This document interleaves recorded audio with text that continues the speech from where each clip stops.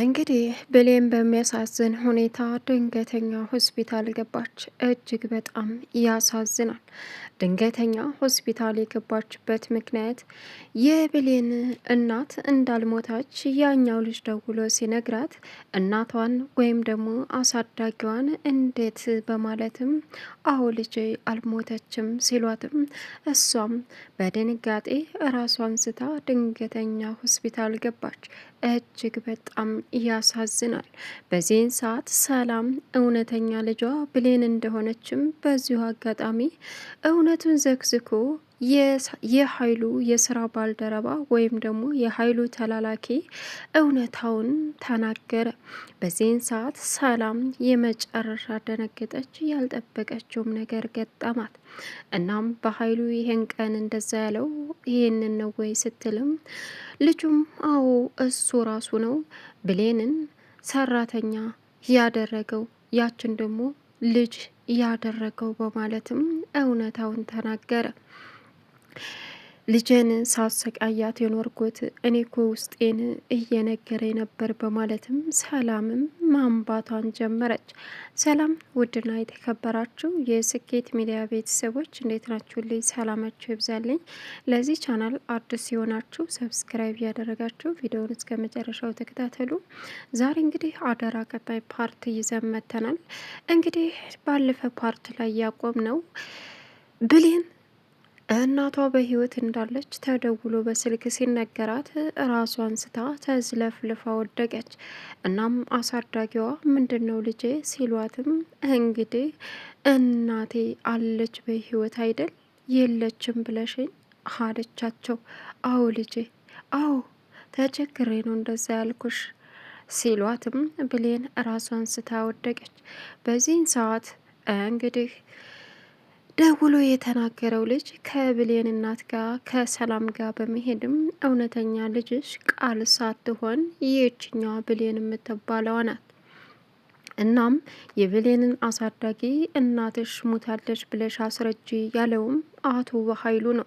በኃይሉ አንቺና ልጅሽን ነጣጥሎ ሲያሰቃያችሁ የኖረው እሱ ራሱ ነው በማለትም እውነታውን ነገራት። እሷም እናቴ የት ናት እያለች ስትሰቃይና ስትፈልግሽ የከረመችው ብሌን ልጅሽ ናት በማለትም እውነታውን ዘግዝኮ ነገራት።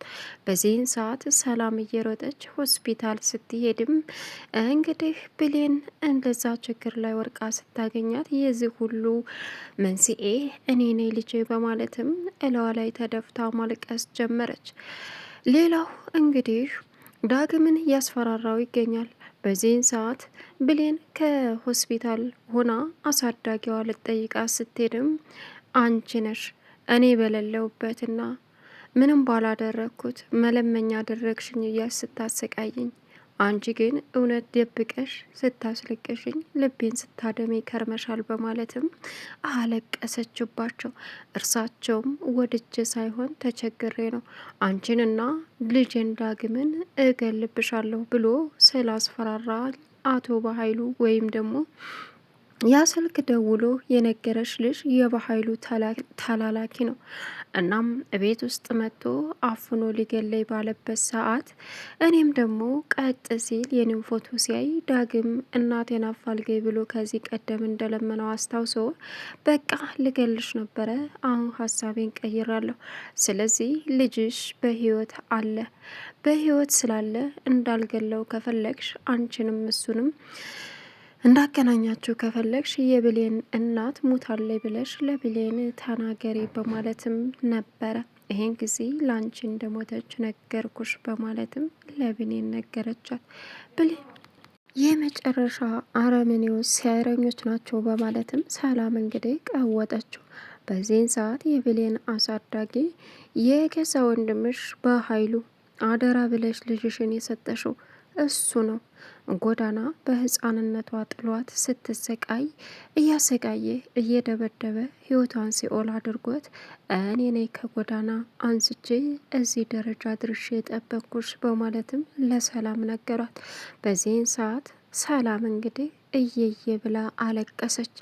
ይህ አረመኔ አሁንስ ምን አስቦ ነው ያችኛዋን ልጅሽ ናት ብሎ ያመጣው? ስሟን ለምን ቀየርከው? ስሟ እኮ ብሌን ነበር የምለው። አሁን እንዴት ቃል ሆነ? ስለውም ቃል ሰተሽኝ አደራ ብለሽ ስለሰጠሽ ቃልሽን ማክበር ስላለብኝ ቃልዬ ብዬ ሰየምኳት አለኝ አለቻቸው። እዛ ቤት የገባችው አንቺ ቤቱን በስምሽ ካደረግሽ በኋላ 75%ቱን በኃይሉ ሊወስድ 25%ቱን ደግሞ ቃልዬ ልትወርስ በዛ ነበረ። እንዴት ነው እኔ ሳልሞት የሚወርሱኝ አለች። የሚወርሱሽማ አንቺን መድኃኒት ጨምረው መድኃኒት አብልተው ነበረ። አንቺ ስትሞቺ ቤቱ በሷ ስም ስለሆነ ያንን ሁሉ ገንዘብ ለመውረስ የተዘጋጀች አረመኔዋ የትንሽ ትልቅ ሴት ናት አላት። በጣም በጣም ይገርማል። የሚገርም ነገር አንድ ቀን መርዝ በብርጭቆ ሻይ አድርጋ ሰታኝ ብሌን ናት ያዳነች ልጅን ማለቴ ቀያይራ። በዚህን ሰዓት እንዴት ለምን ያንቺ ሻይ ይሄ ነው በማለትም ልዩነት አለው እንደ ስልም አዎ በዛን ሰዓት ቃል ጠጣች።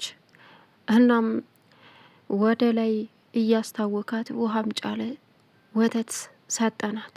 በዚህን ሰዓት ዳነች አለችው። አዎ ምናልባት የሆነ ነገር ተፈጥሮ አንቺ መርዙን ብትጠጪው እንኳ ይሄ ስለማይምር ቶሎ ብለሽ ወተት ጠጭ ብሏት ነበረ በኃይሉ። ለዛ ነው ወተት ብላ ነፍሷን ያተረፈችው አላት።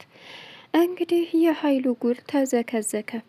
በዚህን ሰዓት እየየ ብላ ከሀደይ ብላ ያለቀሰችው ሰላም እብሌን ፊት ደህና መስላ ቀርባ ነገሮችን አሁን ቃልን ከዛ ቤት ጎትታ አስወጣቻት።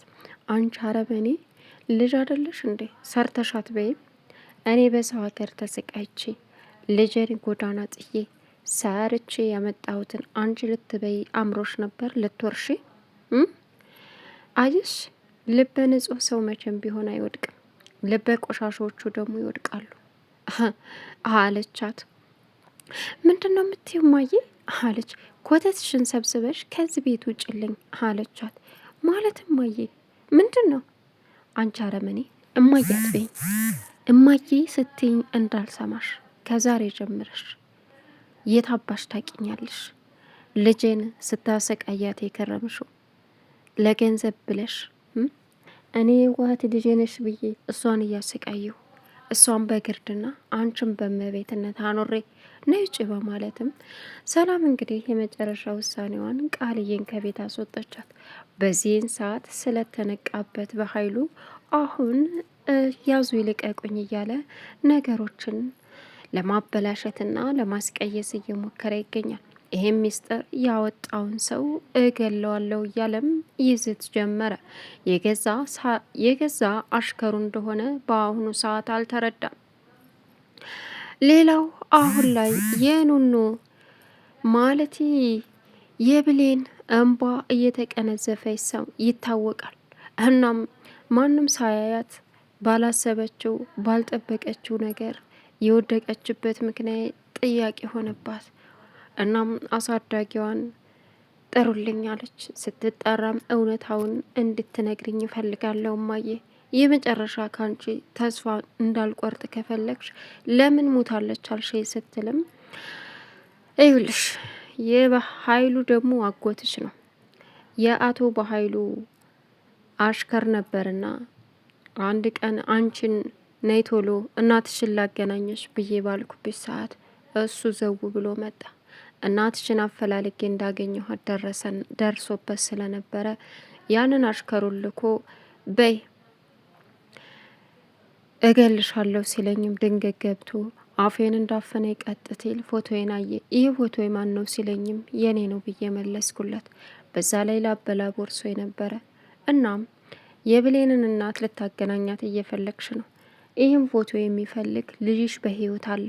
ልጅሽና ብሌንን እንዳልገልብሽ ከፈለግሽ የብሌን እናት ሞታለች ብለሽ አስርጀ አፈላልገሽ ልታገናኘ ያልሽውን ብትረሽ ነው የሚሻለው፣ አለዛ ልጅሽንም ብሌንንም እገላለሁ ብሎ አስፈራራኝ። እኔም ልክ እንደመጣሽ እያልኩሽ እናትሽን ላገናኝሽ ነበረ። በዛን ሰዓት ልክ እንደመጣሽ እናትሽ ሞታለች ብዬ ሀሳቤን ቀይሬ ያስረዳውሽ።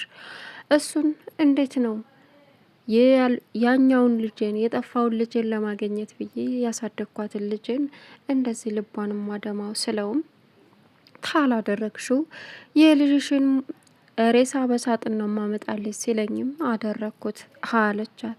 በዚህን ሰዓት ዳግም ያንቺ ልጅ ነው አለች። ወይና ያለው አይኑን አስታይ ስትልም ዳግም ማለት እዛኛ ግቢ ነው ማለት እስራ ቦታ የነበርኩበት አለች። ምን? አዎ የነበርኩበት። በጣም ያሳዝናል። እና አብራችሁ ነበራችሁ? አዎ ትልቅም ችግር ገጥሞን ነበረ። ፍላሹን እኔ ነኝ የወሰድኩት ስል በኃይሉን ሊገል ነበረ። እናም በዛን ሰዓት እሱ ደግሞ እኔ ነኝ የወሰድኩት አለ። ብቻ ደብልቅልቅ ያለ ነገር ተፈጥሯል። አሁንም ፍላሹን ለዚህ ደውሎ ለእኔ ለነገረች ልጅ ካልሰጠ እንደሚገሉበት እናቱን ነግረውታል አለችው። እናቱ እኮ እኔ ነኝ አለች። ቢሆንም አንቺ እንደሚገሉች ተናግረዋል ስትልም በጣም አዘነች። እና ምን ይሻላል አለች። ምን ይሻላልማ እንግዲህ ያለውን ነገር በጥንቃቄ ወደፊት መራመድ ብቻ ነው ያለብን አለቻት። በዚህን ሰዓት እሺ በማለትም እንግዲህ ተስማሙ። አሁን ላይ በሚያሳዝን ሁኔታ ሰላም ከምንም በላይ ሰላሟ ተበጠበጠ።